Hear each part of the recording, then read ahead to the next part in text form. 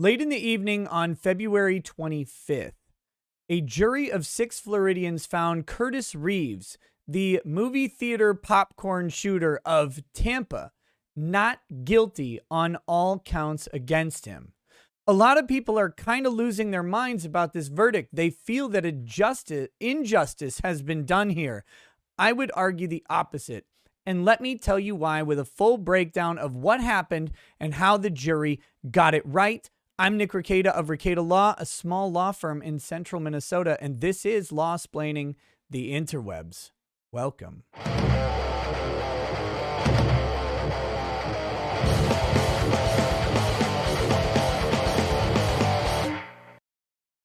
All right, let's get into this. Back in 2014, yes, almost 8 years ago, Curtis Reeves was in a movie theater in the Tampa area of Florida and shot a man named Chad Olson in the chest, killing him after Chad Olson had thrown movie theater popcorn at Curtis Reeves. This has been hyped and propagandized in the media for the past 8 years as a shooting over popcorn. It has been so hyped and so pervasive, in fact, that the first, 50 jurors they interviewed all had to be disqualified because they all said Mr. Reeves was guilty for shooting a man and killing him over popcorn. But as things tend to go, as the story came out in court when people are under oath and there's actually an opportunity for a counter argument, the story about shooting over movie theater buttered popcorn became a little bit more complicated. And it kind of started to look a whole lot like a case of self-defense, which is, of course, what Curtis Reeves had said from jump, right? That he was defending himself against someone who was attacking him, not shooting a man in reaction to popcorn. But still, many people, myself included, believed that Curtis Reeves would be found guilty.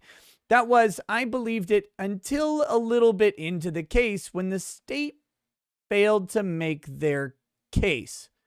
And that is the ultimate problem here and why the jury verdict is correct. It's because of what the state's burden actually is and what the state failed to do. And if the state fails to meet their burden, you can infer it's because the state can't meet their burden, which means that the state's narrative about the case might not be accurate. And if you're on the fence in our criminal justice system, then you have doubt. And if your doubt is present and reasonable, then the person is not guilty.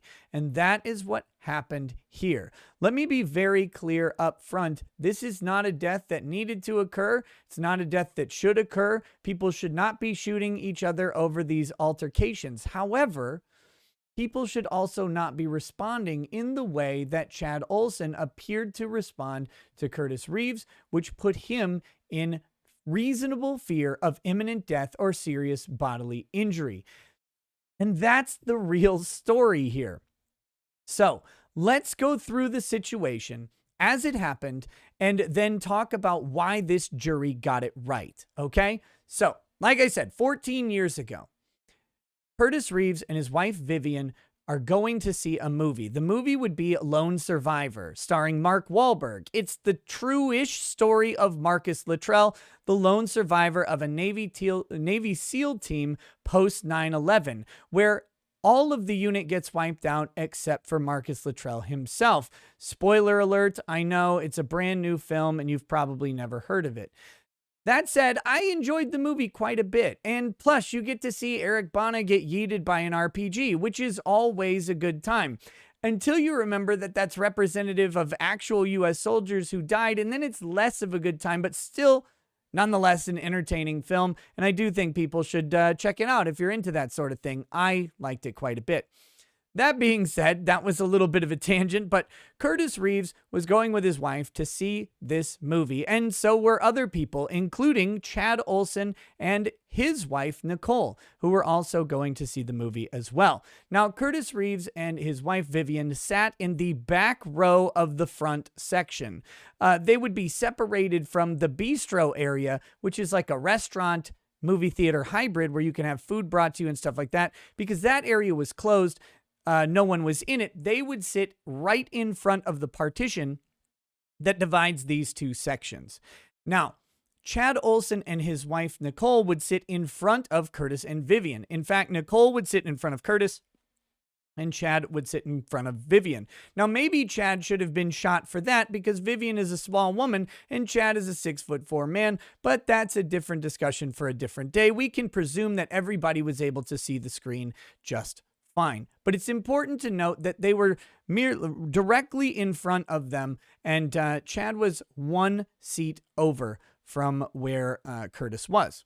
All right? Or as the prosecution put it, an entire row ahead and an entire seat over. Prosecution in this case dug their own grave, and they are the sole cause of the not guilty verdict, in my opinion. But that being said, we will keep going here. We will keep going. So they are seated to watch this movie, and the previews are about to begin. Right before the previews start, several warnings come across the movie theater screen, reminding people to turn off their phones.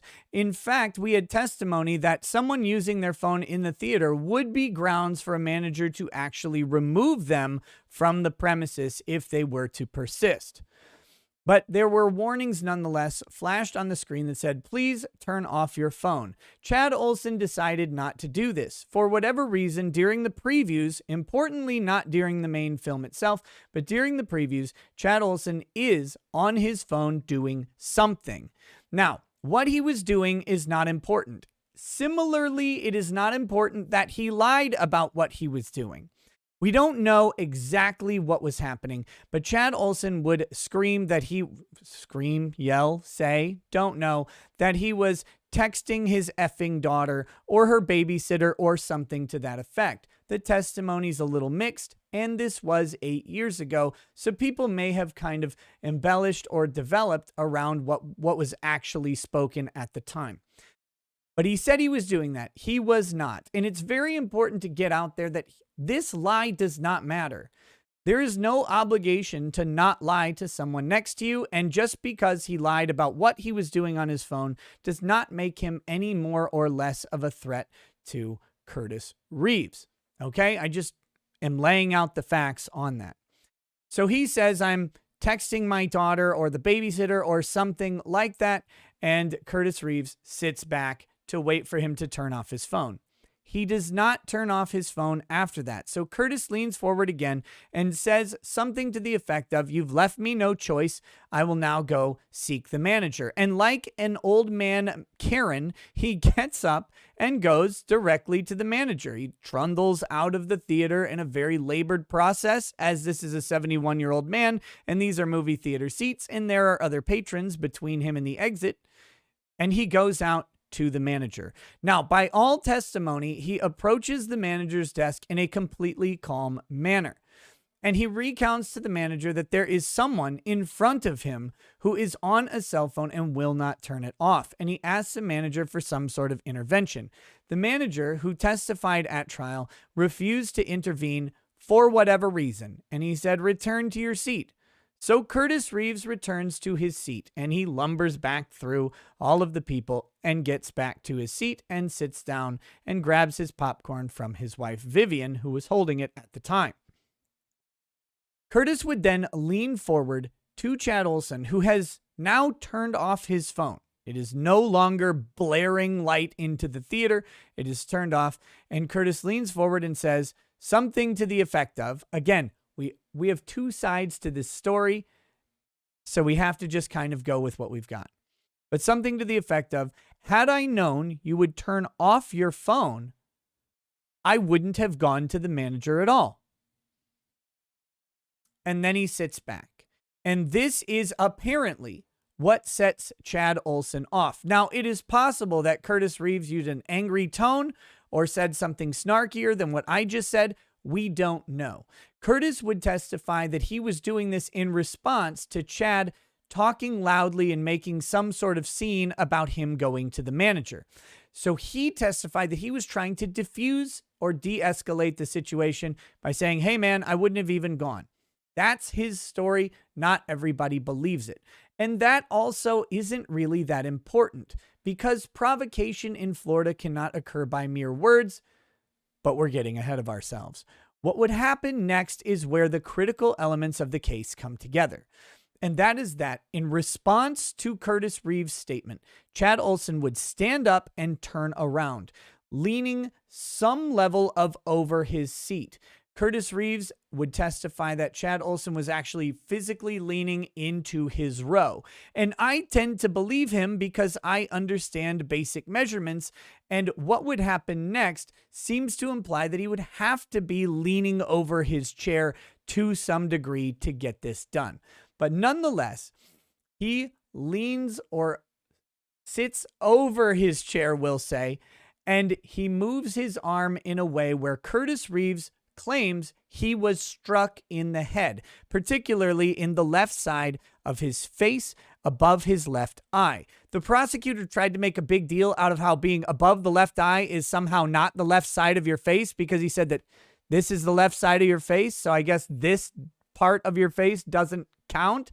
I don't know. This is one of the reasons that the prosecution ended up losing, is because they consistently tried to make these pedantic or semantic arguments that made them look stupid and petty rather than at all serious about this case. But Curtis would allege that he was struck. He did not know by what. He said at first in his initial interview with police that it may have been a fist. But upon reviewing the scenario and finding out that Chad Olson's phone would land at the feet of Curtis Reeves, he believes that he was struck by the phone. And he does not know if this phone was in Chad's hand when he struck him or if he threw the phone and struck him with it. It doesn't really matter. Any strike of a phone or a fist to Curtis Reeves is a battery. Now, a lot of people did not believe this story, and the prosecution tried to make it out like this story didn't exist until trial, which is obviously untrue because it's recounted in the initial police interview, which would happen within, I believe, an hour of the actual shooting, maybe within a couple hours. But on the night of the actual shooting is when this story was developed and relayed by Curtis Reeves. But either way, he says he was struck hard enough that it dazed him. Now, dazed is a subjective term. There's no objective dazing. Dazed could be impaired by an actual strike, like you've been hit so hard that you lose your orientation, or it could merely be a perception of surprise, awe, and then a loss of what to do next. We don't really know what he specifically meant by dazed, and I think at this point, 8 years later, he probably does not know either. What you have, however, is a 71-year-old man alleging that he had a perception of being struck by someone who is in his early 40s, who's 6'4", over 200 pounds. And this is, again, a 71-year-old man sitting in a seat, unable to get up or move very easily, who has arthritis and herniated discs. All of this was testified to at trial. 8 seconds later, 8 seconds after that initial alleged strike, is when Chad Olson would again reach into Curtis Reeves' space. He would grab Curtis's popcorn and he would throw it back at him. And this is when, less than 1 second after that, Curtis Reeves would have drawn his pistol and fired one round into Chad Olson's chest, well, through his wife's hand and then into his chest, and he would collapse and die mere moments later. This is the basic story of the shooting, and many people believe that Curtis Reeves drew and fired in response to that popcorn, and that the initial hit was a pretext that was manufactured later due to his knowledge of being in law enforcement for so many years and understanding how you word things appropriately to get out of a self-defense claim. I'm not sure I entirely buy that, because he said several things that would go against what you would want to say to get out of a self-defense claim. But I digress. We're not going to get into those. What we need to get into is a critical piece of evidence that occurred about that first hit, the first alleged hit. And it's important to note that we don't know if that hit actually occurred, and we don't have to determine this. It is the state's burden in a self-defense case in Florida to prove beyond a reasonable doubt that self-defense did not occur. Not that it might not have occurred, but that it did not occur.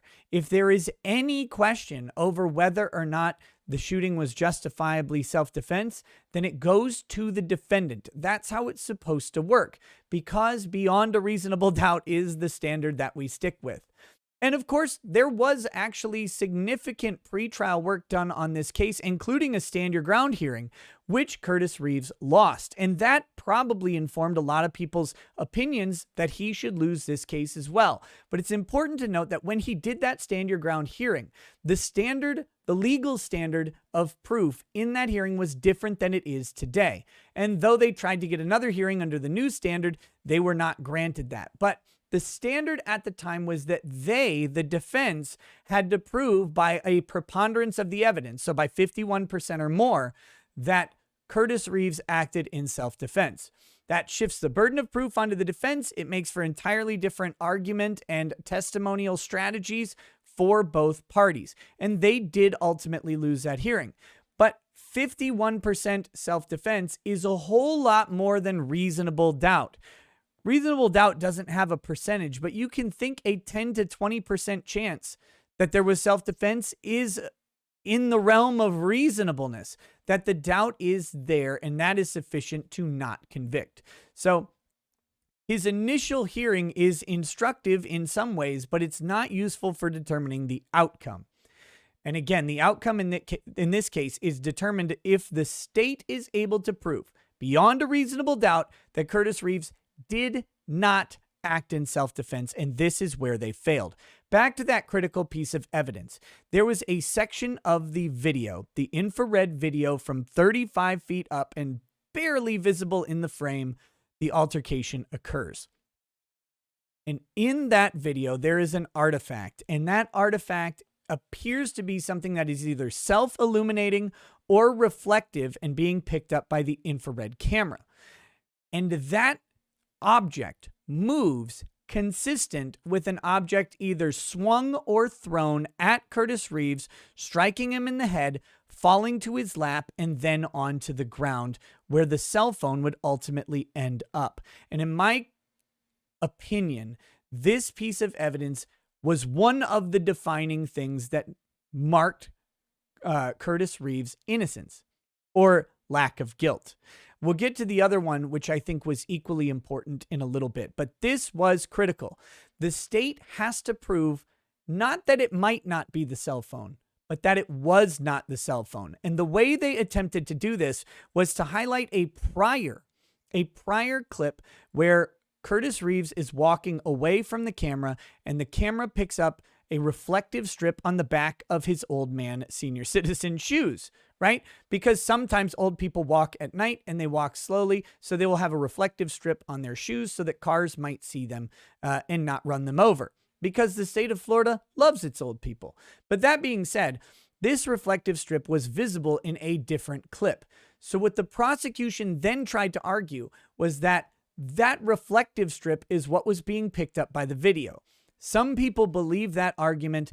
I found it to be very, very wanting, because Curtis Reeves is a 71-year-old man with arthritis, and moving in the way that he did, it seems almost impossible under the circumstances. He would have to cross his leg high, and his leg would have to move in an erratic manner during a confrontation that I don't think even I could do, and I'm significantly younger and probably less broken down, although the jury is out on that one as well. But that being said, it was not convincing to me.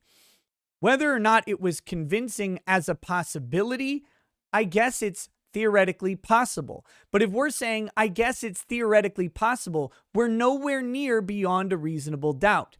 And the problem for the prosecution is that if there is a reasonable possibility that the object in the video is the cell phone, then it comports exactly with Curtis Reeves' story about being struck potentially by a cell phone, and with the fact that the phone was recovered from his feet where the object appears to eventually land. And that's huge. That itself is huge. And so that you now have a plausible story for self-defense. We now have reasonable doubt. And that is a big factor in why the jury found him not guilty. The other factor comes later and is a little more technical and is in jury instructions. It's important to note what the actual legal standard for a justifiable use of deadly force in self-defense is. In basically every state, it goes as follows. Is the defendant in reasonable fear or apprehension of imminent death or serious bodily injury? Serious bodily injury is described as something that is more than mere bruising. You can think of a relatively serious laceration, maybe one that would require stitches. You can think of a concussion, a broken bone, a torn ligament, something like that. A more serious injury, something you would go to at least urgent care, if not a hospital for. And the jury is supposed to approach the self-defense analysis from a totality of the circumstances, and they're supposed to localize their perspective in that of the defendant. So in this case, a 71-year-old man with arthritis in his knees, arms, hips, elbows, fingers, whatever, and herniated discs in his back, all of which, again, were testified to at trial. So they have to put themselves facing a 6'4", 200+ pound man who is turned around, leaning over them in a darkened movie theater as their scenario. And according to the testimony, if you believe it, he was struck once already, and then hands started coming at him again. Is in that moment Curtis Reeves in reasonable fear of imminent death or serious bodily injury? I think yes, he is. I think at that point, yes, he is. And apparently the jury did too. But there's one other element, and that's the critically important part of Florida law that changes that calculus just a little bit more in Curtis Reeves' favor. And that is that under Florida law, any battery of a person who is 65 years or older is a felony battery. And you are similarly privileged to use self-defense, deadly force, to prevent a forcible felony upon your person. In this case, that would mean, although I don't believe this is the basis, that the act of throwing popcorn is legally, technically, a battery, which would be felony level under Florida law. However, I don't think that is the basis that they used. The basis is that any battery is this justifiable use of force. Not the popcorn being thrown, but the fear that when the hand is coming in, that he will be struck by that hand intentionally by Chad Olson. He doesn't know that he's going to grab the popcorn or that he's going to throw the popcorn, or even after that, that he's not going to continue his quote-unquote attack on Curtis Reeves. If there is a fear that he will be struck in the head by a fist or an open hand or some object, yet again, as he claims he already was, then that is fear of imminent, not already happened, but imminent death or serious bodily injury or a forcible felony, and he is privileged at that point to use self-defense. This is critical because the popcorn becomes irrelevant if he thinks he might get hit at all. What this basically does is it eliminates the serious bodily injury requirement or the death requirement. He merely has to fear or be in apprehension that he will be struck at all, no matter what the outcome is going to be. And the reason they reduce that or have mitigated that for 65-plus-year-olds is because it's Florida. They have a very aging population of voters who come to Florida to retire, and the idea is that they are particularly frail, and a juror may not be able to put themselves in the shoes of that particularly frail person, so they get a little bit extra leeway. Now, normally this would be used in a criminal prosecution against someone who had offended on an older person, right? But that's not the case here, and he is allowed to use that. That jury instruction was included, and it was at that moment that I was relatively hopeful that the jury would reach a not guilty verdict, because if that's the law, then I believe Curtis Reeves was reasonably in fear of an imminent forcible felony being committed upon him. And that really tells the whole story about the case and about the jury verdict. And this is the jury verdict that is correct, because we are to operate under the laws of the state we're in. If you're in a different state, say you're in Massachusetts or Virginia or, I don't know, Delaware, don't do this. You do not shoot someone over that unless they have a similar provision of law about a forcible felony over 65 and being justified or privileged to use deadly force in response to that. My thoughts on that is that most states probably do not have that specific carve out like Florida does. But we operate under the laws of the state we're in, and therefore, under Florida law, he is privileged to use self-defense, deadly force in that encounter. Therefore, the jury gets it right.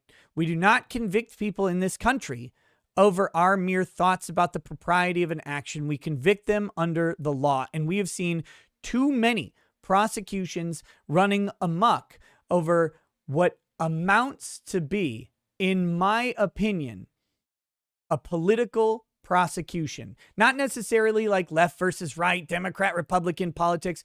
We're just talking about a prosecution based on a narrative for a particular aim. And in this one, taking aim at the stand your ground laws and strong self-defense presumptions that exist in Florida. I think that is something we've seen quite a bit going on in the national zeitgeist of discussions over gun rights and self-defense rights and all of that mess, we'll say. But in this case, again, the jury reached the correct verdict. Now, if you were watching a certain network and there was no one to explain this particular nuance of Florida law or why it was so important, you may have missed this. But if you were watching the trial here on Rekieta Law, which we watched this entire trial, pretty much every minute of it, there was a little bit that was missed one day because I was super late. But that being said, if you watched it here, you would have known that this is how it played out and why this is how it played out, regardless of your feelings on the propriety of it. And again, my personal thoughts, of course, I would prefer if Chad Olson were still alive to yell at more people in more movie theaters and be more belligerent about it. But that's just me. I'm a lover. I hope people live. I want everybody to have a good time and be alive. That said, I'm glad that Curtis Reeves was found not guilty. I believe it's the correct verdict. And I went into this thinking he would be found guilty and that would be the correct verdict. But the state failed. And when the state fails, the people win. I hope you found this video informative. It was a lot longer than I expected it to be, but I wanted to be very complete and thorough, and I think I was. If I missed something, please tell me down in the comments down below, and catch me for the next trial. We'll see you soon. Peace. Peace.